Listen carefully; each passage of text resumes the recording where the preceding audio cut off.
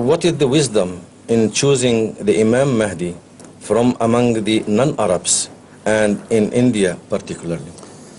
The wisdom is the same eternal wisdom which has been repeatedly discussed in the Holy Quran, and the wisdom which also is specifically mentioned or pointed at in Surah Jummah, where Surah Jummah speaks of the second advent of Hazrat Muhammad Mustafa sallallahu alaihi wasallam.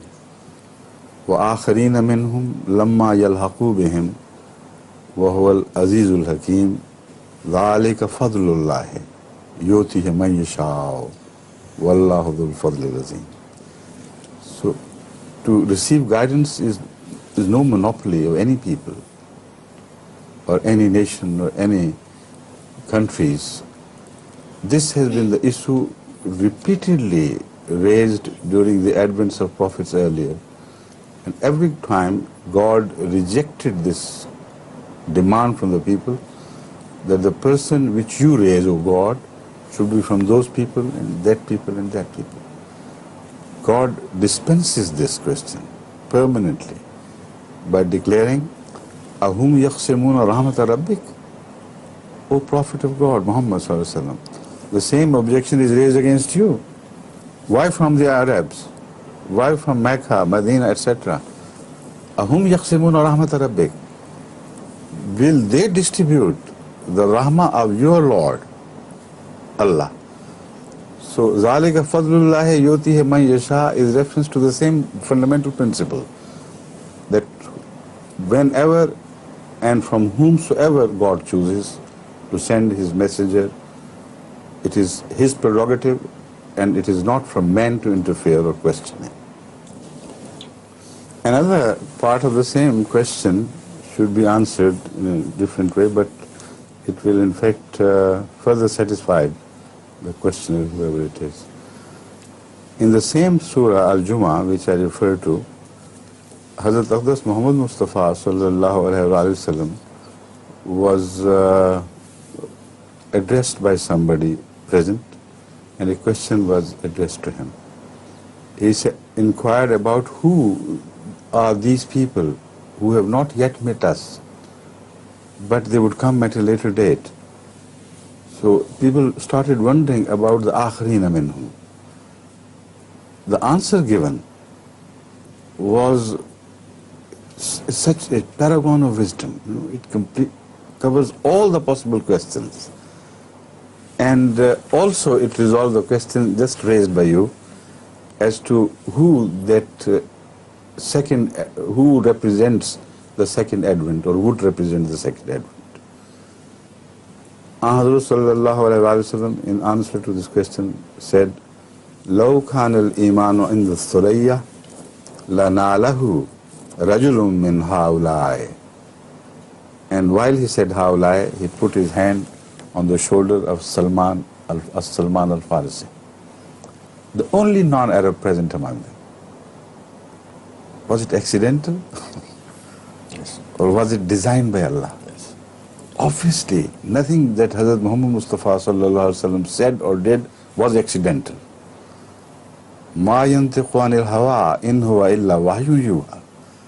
So that hand which fell on the shoulder of Salman Rushdie was very significant. Salman Farsi. That rottenness, the corrupt name, has been so often mentioned nowadays. God forgive me. Thank you very much for pointing out. Hazrat Salman al-Farisi. His name was chosen by Hazrat Aqdas Muhammad Mustafa sallallahu alaihi wasallam, just to indicate that this time my representative would be from non-Arabs, not from the Arabs.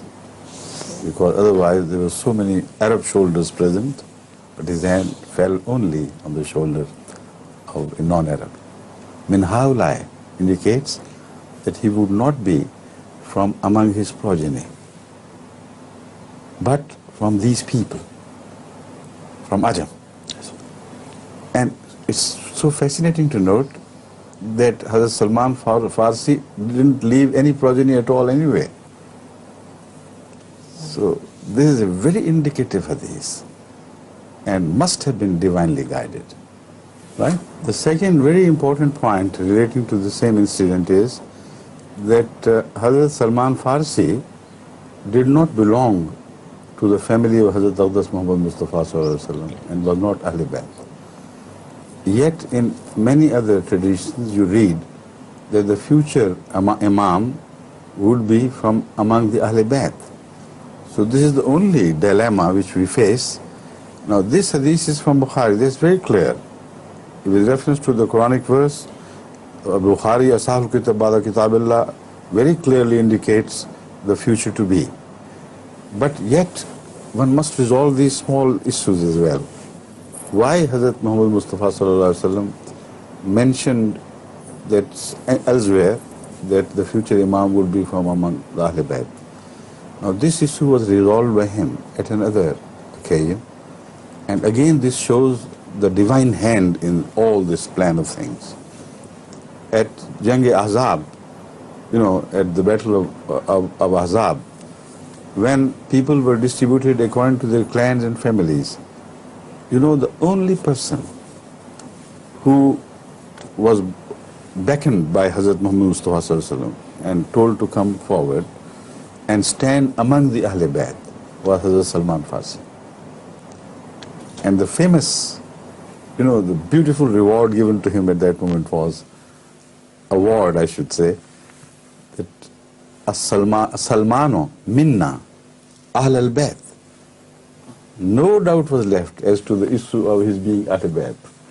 So that means also that the future Imam would be from among the spiritual Ahl Bayt, not the blood Ahl Bayt. So all these issues are resolved. What a perfect prophet he was. This title was never given by Hazrat Aqdas Muhammad Mustafa Sallallahu Alaihi Wasallam to any other person outside his family. Although we believe there are spiritual Ahl Bayt, but as a title this was never given by Hazrat Muhammad.